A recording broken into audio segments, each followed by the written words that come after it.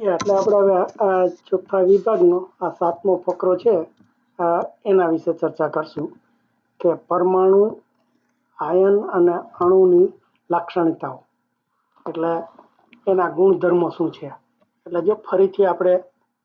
જોઈ જઈએ કે પરમાણુ આયન અને અણુમાં તફાવત શું કોને કહેવાય।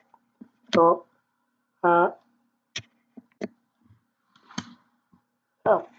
પરમાણુ અણુ અને આયન આ ત્રણ વસ્તુ કેવી જુદી છે। આ પરમાણુ એટલે એનો નાનામાં નાનો જે આ તત્વનો આપણે તત્વ એટલે ગમે તે જે 127 જે તત્વો શોધી કાઢ્યા એમાંનો એક તત્વનો નાનામાં નાનો જે એક અંગ હોય કે જેમાં અંદર પોઝિટિવ વાળા હોય એને પ્રોટોન કહેવાય। આ પ્રોટોન હોય વચ્ચે અને એના ફરતા ઇલેક્ટ્રોન હોય એ બે સરખા હોય એટલે એને વીજભાર એટલે પોઝિટિવ નેગેટિવ બે સરખા થઈ જાય એ બધા સરખા હોય એટલે આવો જે કણ હોય એને પરમાણુ કહેવાય। પછી ઘણી વખત એ ખાલી પરમાણુ એકલો ના રહી શકે એટલે જે આજે H છે એને પરમાણુ કહેવાય, O છે એને પરમાણુ કહેવાય, Cl છે એને પરમાણુ કહેવાય, Fe છે એટલે લોખંડ એને પરમાણુ કહેવાય। પણ આ હાઇડ્રોજન, ઓક્સિજન, ક્લોરાઇડ એ બધા એકલા પરમાણુ સ્વરૂપમાં ના રહી શકે, એ બે એક સાથે હોવા જોઈએ। એટલે ધારો કે H2 થાય તો એ હાઇડ્રોજન હવાનો આ વાયુ થયો, પછી આ ઓક્સિજન છે એને O2 કરો એટલે કે બે પરમાણુ ભેગા થાય તો એ ઓક્સિજન થાય, અથવા તો આ Cl છે એને Cl2 થાય। આ બધા અણુ થયા એટલે અણુ એટલે એક કરતા વધુ પરમાણુ ભેગા થાય। ઘણી વખત એક જ હોય, આ Fe છે એમાં એક જ પરમાણુ નો એ અણુ બને એટલે આ પણ અણુ કહેવાય। એટલે અણુ પરમાણુમાં આટલો ફેર કે પરમાણુ એક જ નાનામાં નાનો અંગ હોય અને અણુ ઘણી વખત એકથી વધારે એક જ જાતના બધા મળતા હોય। એટલે આ અણુ અને પરમાણુ થયા। હવે આયન એટલે શું? તો કે આ જે આપણે કીધું કે એમાં જેટલા વચ્ચે પ્રોટોન હોય કે એને છે એમાં એની રચના 2, 8, 1 એવી છે। એટલે કે એને ફરતા પહેલી રિંગમાં 2 ઇલેક્ટ્રોન છે, બીજી રિંગમાં 8 ઇલેક્ટ્રોન છે અને ત્રીજી રિંગમાં 1 ઇલેક્ટ્રોન છે। હવે આ 1 ઇલેક્ટ્રોન છે એ જો જતો રહીએ, દૂર કરે અથવા તો કોઈ રાસાયણિક ક્રિયાથી ગરમી આપીએ કે આપણે કરંટ લગાડીએ કે આપણે પેલું બધું શીખા ગમે કરે તો જે અહીંયા એનો અણુ કે પરમાણુ હોય એને એટલે સોડિયમ, એટલે આ ધાતુ છે। આ સોડિયમ છે એ ધાતુમાં એમ કે એનો જ્યારે ખાલી એને લખો ત્યારે એ અણુ કહેવાય, અણુ કે પરમાણુ। પણ જો તમે આ ઇલેક્ટ્રોન જતો રહ્યો હોય તો વચ્ચે પોઝિટિવ નેગેટિવ એક ઇલેક્ટ્રોન જતો રહ્યો એટલે કે નેગેટિવ જતો રહ્યો તો પ્રોટોનમાં વીજભાર છે એ વધી ગયો એટલે પોઝિટિવ એનો આ થઈ ગયો એનો। એટલે આજે એને હતો આપણે જેમ કહીએ કે કોઈને આ માથે ટકો કરાવ્યો આપણે એને ટકો કહીએ, એટલે એવી રીતે આ એને વસ્તુ છે પણ એમાંથી એક ઇલેક્ટ્રોન જતો રહ્યો એટલે આ એક એના ઉપર પોઝિટિવ થઈ ગયો તો એને આયન કહેવાય। એટલે આ આયન થઈ ગયો એનો। એવી જ રીતે આપણે આ જે Cl છે એનો આનો 2, 8, 7 એવું છે। એટલે પહેલી રિંગમાં 2 છે, બીજી રિંગમાં 8 છે, ત્રીજી રિંગમાં 7 છે ઇલેક્ટ્રોન। એટલે આ 7 ઇલેક્ટ્રોન છે તો પેલામાં જે એનામાં 1 હતો આમાં 7 છે તો આ બીજાને ખેંચી લે એટલે આ જે વધારાનો એક બહારથી કોઈ ઇલેક્ટ્રોન લાવે એટલે આવી રીતે જે આ 12 નો આમાં આની રિંગમાં આવી જાય અને એ 8 થઈ જાય એટલે કે 2 2 8 8 કુલ ઇલેક્ટ્રોન એટલે વીજભાર એનો વધી ગયો આ 7 ને બદલે 8 થઈ ગયા તો આ Cl છે એમાં આ પ્રોટોન વચ્ચેના પોઝિટિવ છે એના કરતા આ 12 નો એક ઇલેક્ટ્રોન આવ્યો એટલે નેગેટિવ વધી ગયો એટલે આને Cl ને માથે માઇનસ કરી નાખ્યું તો આને આયન કહેવાય એટલે આને ખાલી એક જ્યારે બે સરખા હોય એમાં ઇલેક્ટ્રોન અને પ્રોટોન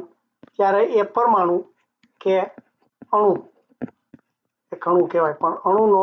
આયન ક્યારે થઈ જાય તો કે એમાંથી કાંઈ ઇલેક્ટ્રોન ગુમાવે કાં મેળવે તો હવે જ્યારે આ આયન થઈ જાય ત્યારે એનો જે મૂળ હોય આના ગુણધર્મો હોય આ સોડિયમ હોય આ સોડિયમ જલદ તમે સોડિયમ ખાઈ ન શકો એટલે સોડિયમ હોય અને સોડિયમ એટલે એને આ એને ધાતુ છે એ આપણે એમને ખાઈએ આપણે પેટમાં બળતરા થાય ના થાય પણ એને પછી આ Cl સાથે જો ભળી જાય એટલે કે આ મીઠું થઈ જાય આ મીઠું આપણે ખાઈએ છીએ બધા ખોરાકમાં નાખીએ એટલે જો આ આયન થઈ ગયો એને પ્લસ થઈ ગયો Cl માઇનસ થઈ ગયો એ એકબીજાને પાછા ખેંચ્યા એટલે આ ભેગા થઈ ગયા તો આ જે નવું સંયોજન થયું એ મીઠું થયું તો જો એનો ગુણધર્મ બદલી ગયો કે આ મીઠું છે એ સલામત થઈ ગયું પણ આ સોડિયમ છે ધાતુ એ સલામત નહોતું એટલે આ એના ગુણધર્મો જ્યારે અણુ હોય એના કરતાં આયન થાય ત્યારે એના ગુણધર્મો જુદા હોય એટલું આ પેરેગ્રાફમાં ખાલી કહેવા માગે છે એટલે કે પરમાણુમાંથી આયન બનતા મૂળ પરમાણુ તેના ગુણધર્મો ગુમાવે છે આપણે જોયું કે સોડિયમનું આયન થઈ જાય તો પછી ખાવા જેવું થાય જેમ કે સોડિયમ ધાતુ ખૂબ જ સક્રિય હોવાથી હવામાંના ઓક્સિજન અને સહેલાઈથી પ્રક્રિયા થતા સોડિયમ ઓક્સાઇડ બનાવે છે એટલે જો આપણે શું કીધું આ સોડિયમને સક્રિય કીધો સક્રિય શું કામે કે સોડિયમ છે એમાં એક જ ઇલેક્ટ્રોન છે એ પેલી રિંગ છે બહારની રિંગ એમાં એક જ ઇલેક્ટ્રોન છે એટલે એ ગમે તે દૂર થઈ જવાની શક્યતા ખરી એટલા માટે સક્રિય છે તો આ જે એને છે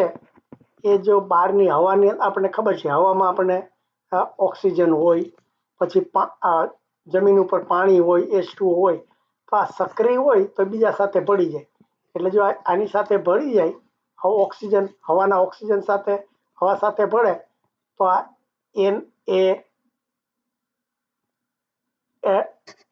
આપણે શું બનાવ્યું જો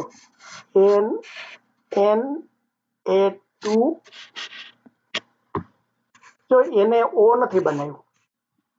કારણ કે જો આ ફરીથી આપણે કીધું ને વીજભાર સરખો રહેવો જોઈએ આ O2 છે એમાં 2 હોય એટલે કે એને 2 લઈ શકે આ ઓક્સિજન છે એ 2 ઇલેક્ટ્રોન ખેંચી શકે જ્યારે આની પાસે સોડિયમ પાસે તો આપવા જેવો એક જ છે તો શું થાય આપણે 2 સોડિયમના ભેગા થાય તો અહીં એક ઓક્સિજન સાથે મળે એટલે કે એક ઇલેક્ટ્રોન આ પરમાણુમાંથી આવે એક ઇલેક્ટ્રોન આ પરમાણુ એટલે 2 પરમાણુ થયા એટલે આનું સૂત્ર Na2O થયું સમજી લ્યો એટલે વીજભારે આપણે 2 સરખો થવો જોઈએ આપણે આ Na વત્તા O એટલે કે આ સોડિયમમાં ઓક્સિજન ભેળવો તો Na2O થાય શું કામે આ 2 Na એટલે અહીંયા 2 Na 2 આપણે એના પરમાણુ લેવા પડે આ ઓક્સિજનના તો 2 હોય જ છે એટલે જો 2 ને ખરેખર અહીંયા આપણે પછી એના પાઠમાં આવશે 2 નહીં પણ 4 કરવા પડે જેથી આપણે અહીંયા 2 આ 2 આપણે રાસાયણિક ક્રિયા શીખશું ને ત્યારે આવશે કે 2 બાજુ સંખ્યા સરખી હોવી જોઈએ આ પરમાણુની સંખ્યા સરખી હોવી જોઈએ અને એનો વીજભાર સરખો હોવો જોઈએ વીજભાર એટલે અહીંથી એક ઇલેક્ટ્રોન લીધું તો આને 2 ઇલેક્ટ્રોન જોઈએ છે ઓક્સિજનને તો એ ના ચાલે એટલે આપણે 2 પરમાણુ જોઈએ એટલા માટે આ Na2 થયું જ્યારે આપણે પહેલા જો NaClમાં શું થયું હતું આ Na અને આ Cl જ્યારે ભેગા થયા ત્યારે શું થયું હતું કે આ એક ગુમાવે છે, આ એક મેળવે છે, તો એને Cl જ થઈ ગયું. જ્યારે આ એને અને ઓક્સિજન એ બેને ભેગા કર્યા તો શું થયું, આને બેની જરૂર છે, આ ઓક્સિજનને બેની જરૂર છે, આની પાસે એક જ છે, એટલે આવા બે કરવા પડ્યા, એટલે એમાંથી બન્યો Na2O બન્યું. હવે આ બીજું શું છે કે પાણી સાથે ભળે NaOH થાય છે, એટલે કે આપણે એને માં પાણી ભેળવીએ એટલે કે H2O ભેળવીએ તો NaOH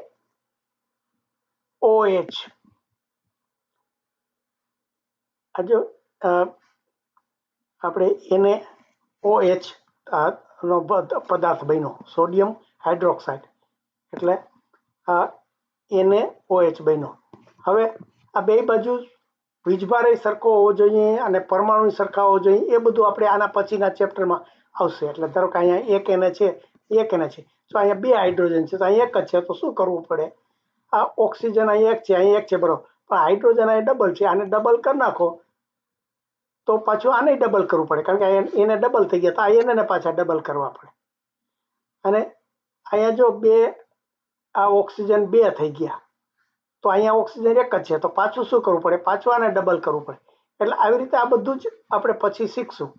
પણ અત્યારે ખાલી એટલું જ જોવાનું છે કે આ સોડિયમ છે એ પાણી સાથે ભળે, H2O ભળે, તો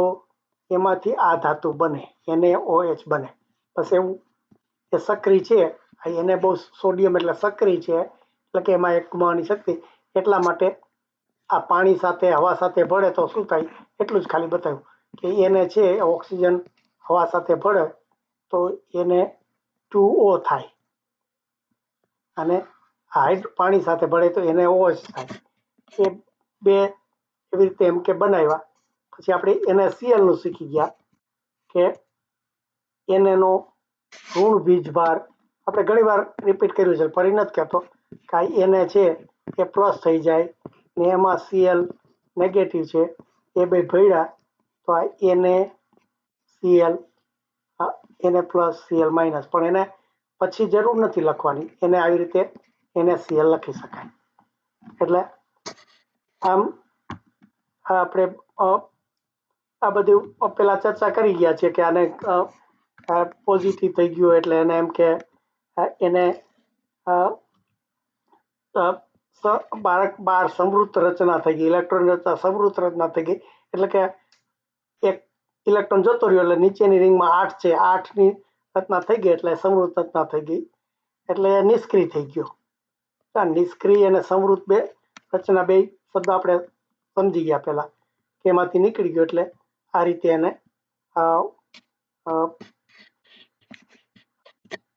NaCl નું કેવી રીતે બન્યું એ બધું સમાવ્યું, અને એને કીધું કે આ મીઠું છે એના ગુણધર્મો બદલી ગયા, એટલે જો એ ખાવામાં એમ કે સલામત છે, સુસંસ્કૃત છે.